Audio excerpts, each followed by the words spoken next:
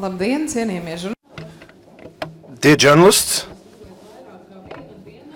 there's only one day and one night left before the end of the Latvian presidency.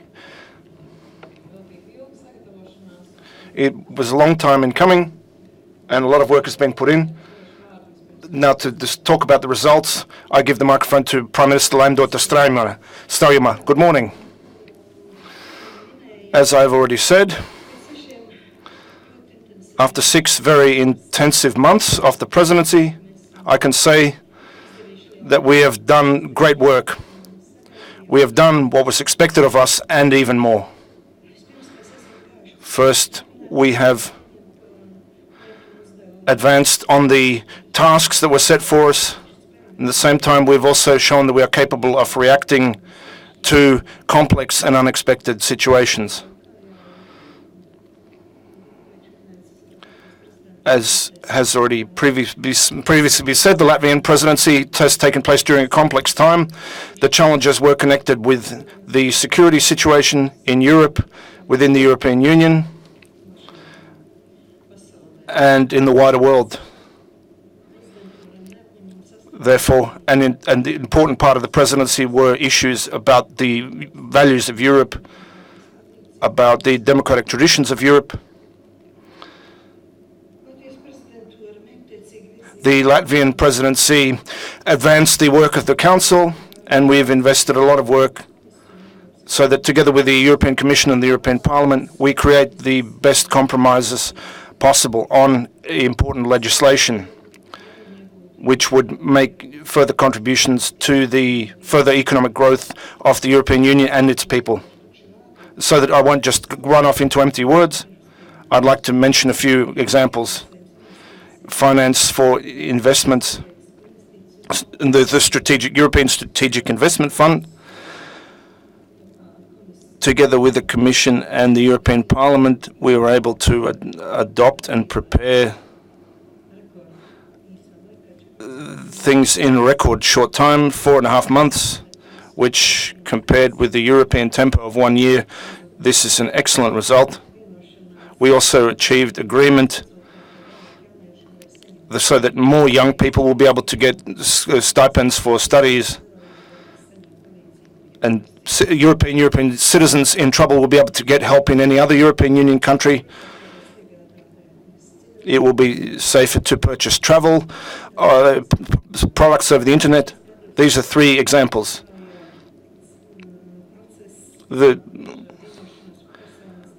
The agreement on protecting people's identity over the internet. During the presidency, we have agreed on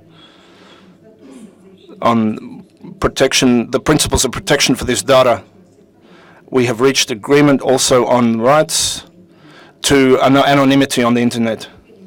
The decision was made in Riga on creating a European Energy Union. These are just a few of the examples of what we have achieved during the presidency. I know that the Foreign Minister will speak more detail about these. The Latvian presidency was an opportunity for Latvia to not only make a contribution to political issues, but also to show off Latvia as a creative, talented and hardworking European country with a rich culture, with rich art and innovations. The activities that we have performed has been very broad. Conferences, seminars, discussions, outstanding cultural and arts presentations, formal and informal European Union ambassadors meetings, presentations of our country abroad, and the presidency's cultural program was ambitious. It was the most ambitious of overseas re-establishment of Latvia's independence. Every time that during the presidency, at least 10 declarations were adopted and notifications were adopted whose name includes the name Riga. We have received compliments for our ability to listen to all opinions and to make a decision. also for our organizational skills in receiving over 24,000 participants here in Riga, as well as over 200 presidency events.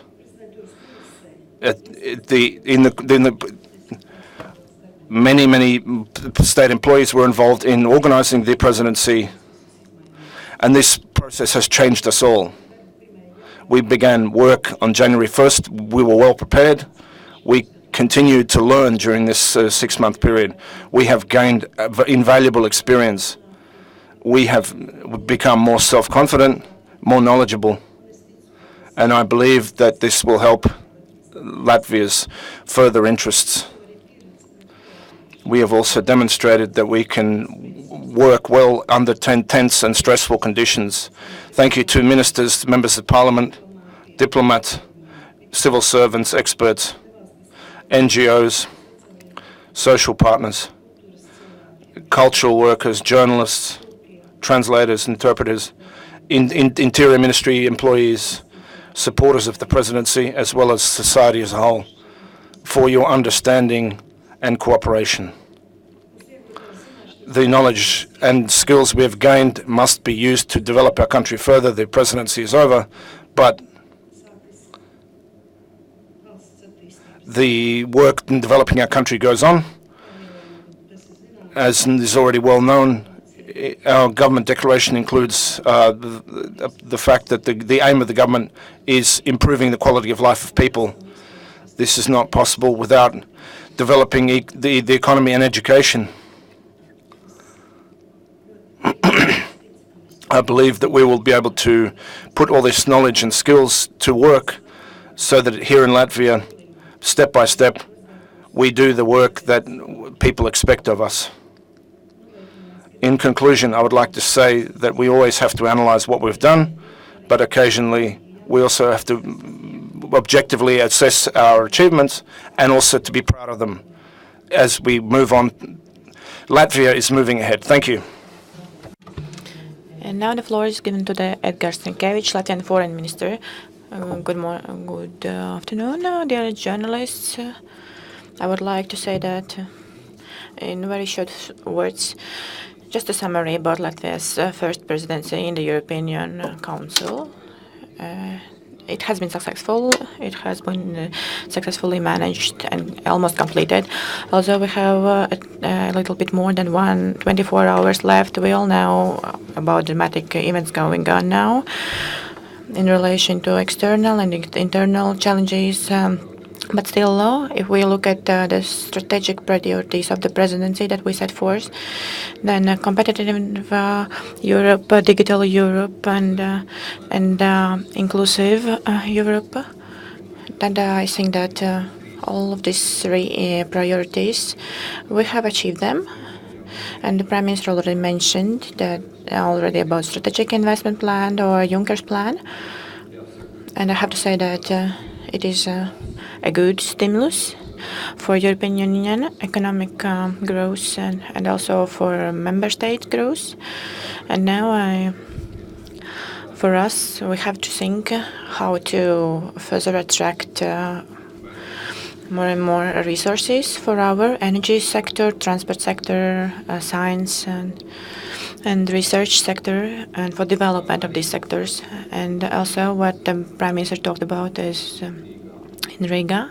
Actually, there was basement laid, and in March in the council agreed the creation of energy union. I believe that in current conditions for Latvia, it's very important, taking into account our 100% dependence on Russian gas, and in view of the fact that as soon as we liberalize the market, so the better, the earlier we do that, the best for us, and we will have the possibility to use the favorable conditions provided by this union, and faster and more effective we will be able to implement third package and also to promote competitiveness, and in medium term also to decrease gas tariffs for our population, for our citizens, and that would be better for us. Also, as you know, in Riga, there was The Eastern Partnership Summit was held in Riga, and in such conditions that were very challenging, both due to the Russian aggression in Ukraine and Crimean annex of, and that was also why many people asked if Eastern Partnership is alive. And here in Riga, we saw that yes, it is alive, and European Union confirms its further involvement in Eastern region development and support. What I believe is very important is that during our presidency, there was not only one political issue that was discussed. We achieved a lot of them, and we achieved that European Union revised and approved Central Asia strategy, and that's important for us, also for our economic development and our cooperation and relationship in terms of in the transport sector, and in general for the European Union economic development. And two important ministerial meetings were held in Riga. One was in relation to the Eastern Asia region, and another one was a meeting of education ministers. And this made the position of Latvia and Riga on the global scale more visible and exact. We also try to be a balanced presidency, taking into account that here we talk a lot and we are worried a lot what is going on in our eastern neighboring countries. And we also see a lot of problems also in our south neighboring countries. And the Prime Minister already mentioned two of the most difficult issues that were not actually really very expected that the European Union now faces. This is first terrorism, and the second is the migration. And we all have to understand that if it doesn't work as actively as before, we have to take active interest in the South issues as well, because otherwise they are not going to be solved.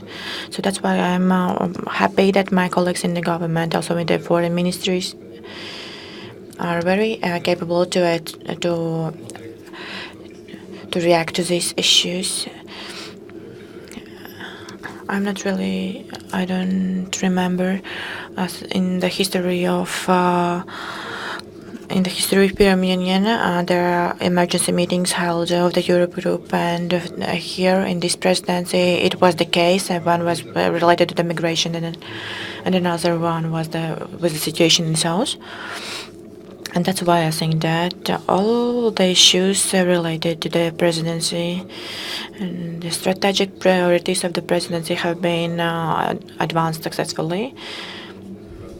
And I would like to say that we hope that, and we also hand over to our colleagues in Luxembourg a number of questions that they will come back, and the work should be continued. And undoubtedly, one of the priorities is digital market development, digital Europe development. This is not a simple issue. There are a lot of factors, from data security to internal internet barriers, prevention of these barriers, cyber protection as well, and that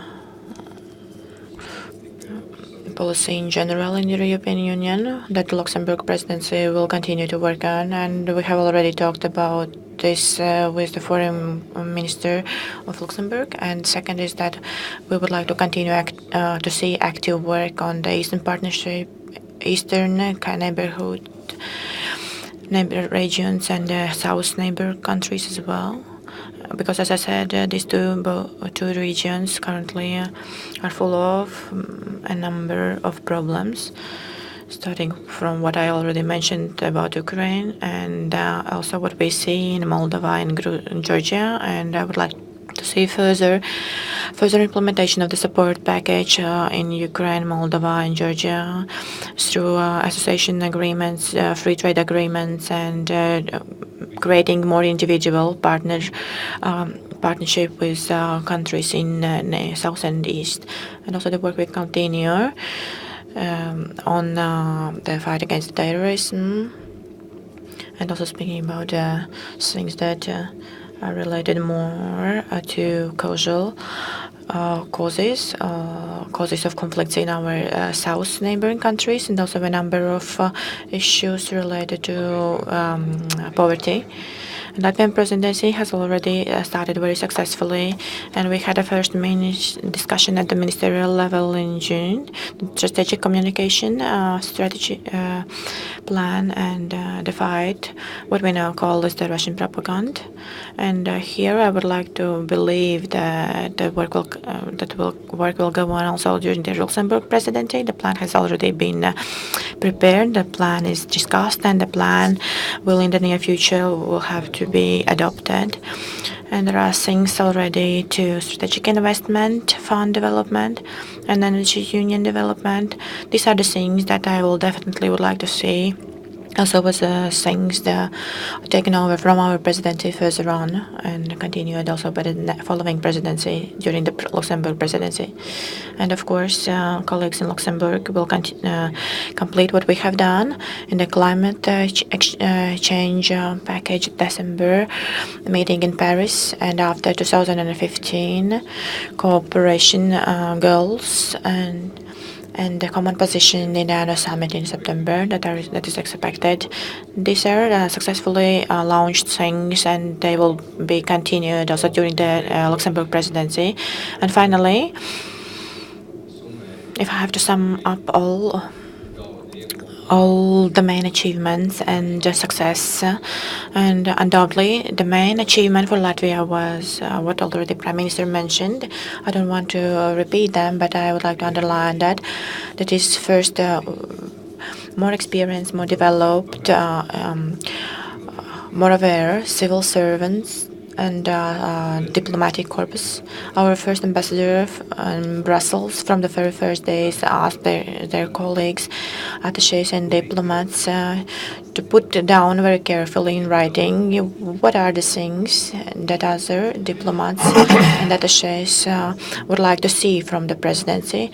And we had a lot to learn from, and as a Prime Minister already told, it will help us in the future to protect our interests better in a lot of different sectors. And the second thing is undoubtedly that what I would like to mention is that there are contacts, communication within the EU and outside it, for our parliament members, for our deputies, for our diplomats.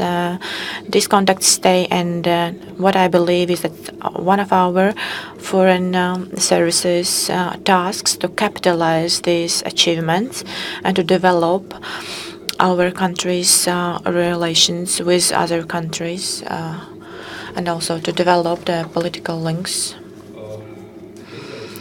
Speaking about the challenges, I would like to say that, and a number was already mentioned, but undoubtedly that's fair. Before the presidency was stronger than the presidency's processes itself, because at the moment when everybody started to work, I felt that actually after a little starting phase, we worked effectively and very good, and that's why I would like to thank to the Prime Minister that the work was not easy.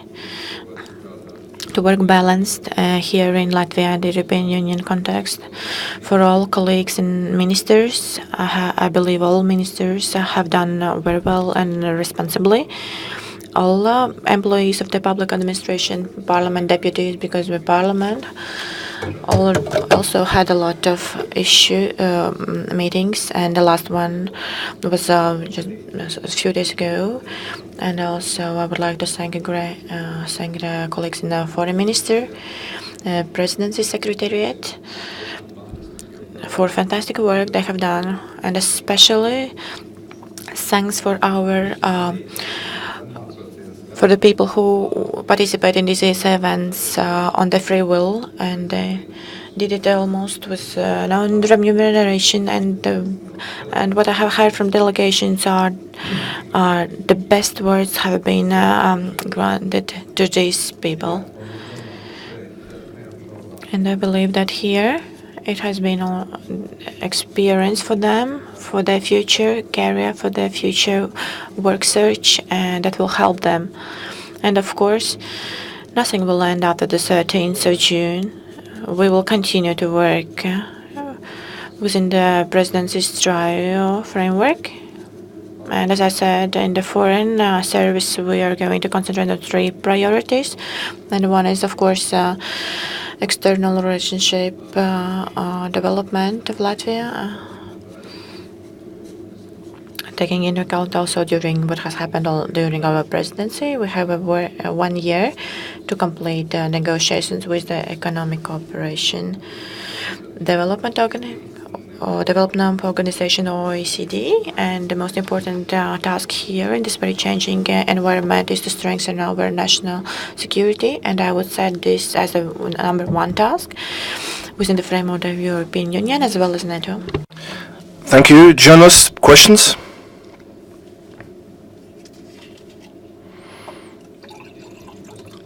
Hello from Radio Latvia. Question for Mrs. Straujuma. If you know, how much did the presidency cost Latvian taxpayers? I would like to say that the presidency was our duty, which we have to perform once every 14 years. We have not calculated yet because the presidency hasn't ended yet, but we have not exceeded the planned budget. That is quite clear. We have saved money. The foreign minister already returned $500,000. Other ministries have also saved money on what was planned. Therefore, that is what I can tell you right now. I would like to add that for another month, 6 weeks, we'll still be paying the bills and making calculations regarding police work, police staff and so on, and the work of other services. At present, we anticipate that direct costs over 3 years, I stress, over 3 years,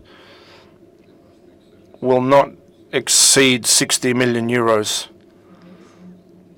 Latvian television.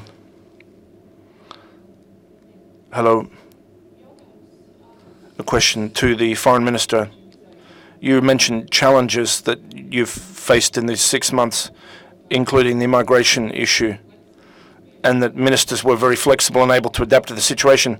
The same situation, our solidarity expressed on this migration issue as regards Latvia has not been flexible, and we have not expressed solidarity. How do you comment on this? I do not agree with that categorically. The proposal on the obligatory quotas came from the Commission, and I would like to also remind you here that the European Union, as many organizations and member states, there is a certain balance of powers. There's the Parliament, there's the Commission, there's the Council. Latvia was the head of the European Council. The proposal from the Commission, which was prepared and submitted against the Council's decision in April, it called for obligatory quotas. So we, as the presiding country, had to point out that the Council April decision did not call for quotas. We have talked about voluntary quotas. This was the position of the Council, and it was our duty as the presiding country, together with the European President, Mr. Tusk, to take into account what the member states had decided when these discussions began. The fact that last week these discussions in the Council ended with what I think is a supportable proposal, which no longer calls for mandatory quotas but voluntary quotas. This shows that we have achieved the defense of the initial Council position. At the same time, we've also achieved that these problems, and these are real problems in connection with refugees, that these are being resolved. Until the end of July, the Ministry of the Interior will work on making more precise calculations. What many member states objected to was this mandatory element. This was not acceptable to the majority of member states. Therefore, as part of the presidency, the Ministry of the Interior, to whom this applies more, as well as heads of government meetings, I think that we have achieved a good approach to this with regard to this question in a broader sense. I would like to say that at present we have heightened focus on what is happening in the member states, but it's also very important that both in the Council of Foreign Ministers and at our meetings in the Foreign Ministry with the Foreign Minister and the Defence Ministers of the European Union, and we created a broader context. We will never deal with the refugee issue unless we deal with the causes, conflicts, the situation in Libya. We must be prepared to discuss about common defence mission.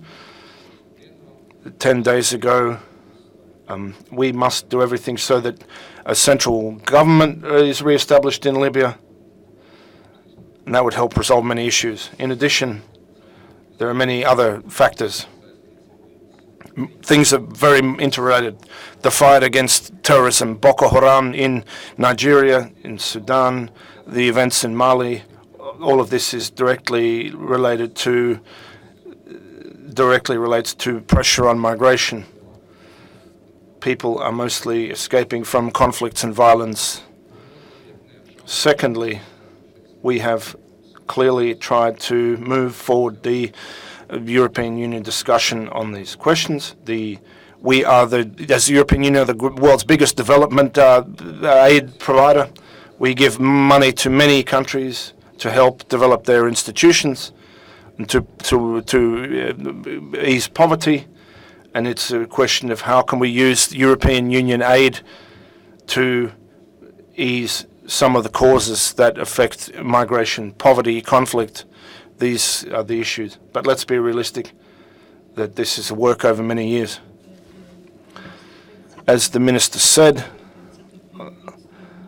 until Thursday night at 3 a.m., the European Council, we discussed the refugee issue. It's not just a question of where to house the refugees with refugee status. There's a whole range of complex issues which we discussed. The Minister mentioned support for development in the countries from where these refugees are mostly coming, protecting our borders, returning illegal immigrants to the countries from where they came. And of course also solidarity in housing refugees between countries, for people who have refugee status who are escaping from war or other objective problems. As the Minister already said, the second European Parliament also decided that it would be voluntary, this issue. As the Minister said, we agreed that in July a mechanism will be prepared for accepting 60,000 refugees throughout the European Union. This is a small number because Italy alone already has 100,000, over 100,000 in Greece, 50,000 in Hungary, and these are already inside the countries, these people. In Latvia, what we are going to do, we cannot stay removed from solidarity. In a few hours' time, I will, speaking to our coalition partners, we have a working group that will work very quickly to prepare a proposal, and I have agreed with the President of Lithuania and the Prime Minister of Estonia that the Baltic countries could prepare a joint proposal. Thank you, please. From Neatkarīga Rītavijas newspaper, you said that the presidency is over. Now national development begins. To what extent has national development stopped? The cabinet has been working, as you know, and all issues have been resolved. But of course, the presidency, it was like a second workday, because a number of ministers, I must say special thanks to the number of ministers who were able to do what had to be done here in addition to their tasks, other tasks. The finance minister, the foreign minister, the interior minister, and other ministers. We have fulfilled everything that was planned in the country as well. I want to stress that people who participated in the presidency, who now have an enormous experience, we have to use this experience and in just a structured manner as we approach the presidency. When we had a plan for every week, what we had to do every week, we must prepare, we must use this experience further on in Latvia. I don't think that we've fallen behind on anything. We have worked. The things that seem to me in this 6 months particularly important that we have to focus on: economic development, investment. We have to create a platform so that we can make use of European investments, European opportunities. The so-called financing under the so-called Juncker plan. Latvia won't gain 10 million projects, but we can create platforms, sectoral platforms, regional platforms, which would have to be done by our development and financial institutions. Exports, of course. Regulations, reducing regulations so that business can freely work. We have already collected from entrepreneurs the ideas about what is wrong in the legal system. At the next National Development Council, we will look at the legal system. What hinders business people in this sector, and ministries will have prepared their visions about problems in the interior system, and so step by step we will move forward. I don't think we've delayed anything, but we have this experience, and we must not waste this experience. We have new experience, new knowledge, a new vision after these 6 months. Mr. Juris Kaža, Wall Street Journal. Beginning this presidency, this happened with the background of the Ukrainian crisis. As we end this presidency, the Ukrainian crisis hasn't ended, but a new crisis has begun in southern Europe and in the Eurozone. This is the Greek crisis. You have both been in Brussels, where as these events have unfolded. What is your view on what might happen onward, and how serious is this question for Northern Europe and the Baltic states?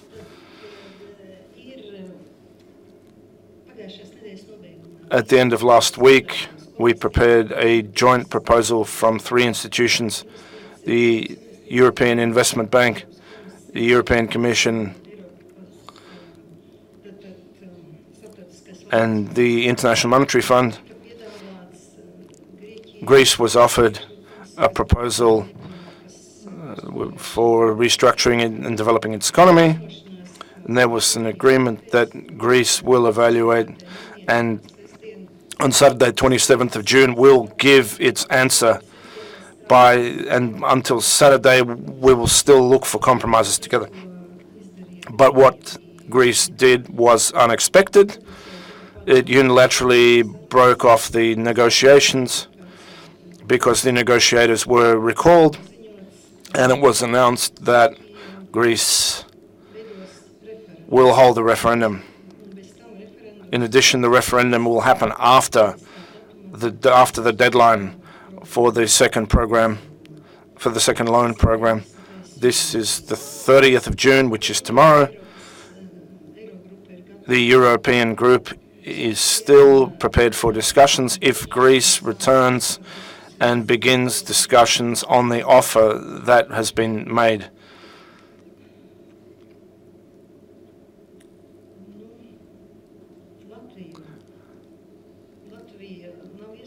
Latvia is not involved in this assistance program for Greece. Our neighbouring countries are involved, but we are not involved because we only joined the Eurozone after the program began. And the events with the Greek support program, it's no longer possible because a mechanism has been established in Europe for monetary and fiscal supervision.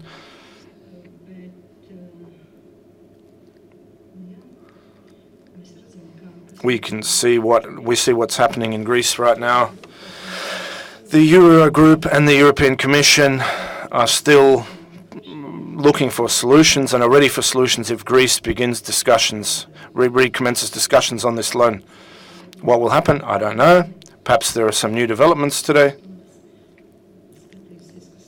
Over the last few hours, I haven't looked at the news about Greece, but I think the decision that was adopted by the Greek government and the Greek parliament is not justified economically. Of course, it's a government and parliament elected by the Greek people, but economically, this solution adopted by Greece is not justified. Naturally, Greece has not exited the Eurozone, and the European institutions will do everything to avert the instability in the Eurozone, but there are consequences for Greece itself. I myself as well haven't looked in Twitter for an hour or something, because that's why I don't know what's going on in the world now.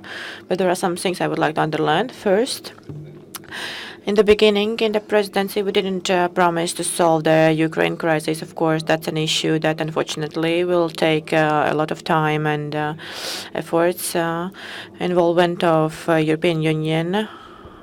And we see that the Minsk agreement is actually, although it's violated at some points, and we know some decisions that at least about a week ago that European foreign ministers adopted regarding the prolongation of sanctions against Russia until the 31st of January next year. And this is one problem that is undoubtedly that will be on the agenda of the European Union foreign representative, high-level foreign representative, and together with the European Union. And I believe that here in this issue we have to be more serious, to concentrate more on the provision of support to Ukraine. And I'm satisfied that 1.8 million euro was granted in a form of support, and it was in January announced by the Prime Minister, European Commissioner, and we understand that it's absolutely not sufficient. And the second thing about Greece, I think that here we have to understand that first, the door for negotiations is still open, and that's what has Eurogroup finance ministers told. And that's what was repeated by the European Euro Council President and others. But the negotiations can be held if there are two parties and there is a subject. And the second thing is that Greece is a sovereign country, and Greece has the right to organize a referendum. But the Greek people have to understand that what would be the consequences of rejecting this support program. But there are some conflicts because it's not actually possible to vote on the program that's going to be completed on the 13th of June. But there are also other countries of European Union that still have sovereign rights, and where the governments have to be responsible in front of their people, their citizens. What will happen if we will start to organize referendums in each of our countries after this referendum in Greece? And here Greece government have to take full responsibility for consequences that will follow. And now, what the third things, I don't have any information taking into account our trade relationship and our as the our accession to the Eurozone in 2014, January the 1st. And there are no direct and direct consequences on the Latvian economy could be considerable. And at the same time, we must not forget that such activities could have not only economic and political consequences, but there could be also geopolitical consequences. And I don't want these instabilities could endanger European Union in general. And of course, a foreign ministry soon or has already disseminated a proposal. And if tourists go to Greece, just take more money from Latvian bank ATMs, because it could be a problem in Greece because there are certain limits set on the money you can take out. And for mass media representatives, soon, we have already announced such a suggestion. Yes, the time for press conference has been over, so you can find information about the presidency's results on our websites. Thank you.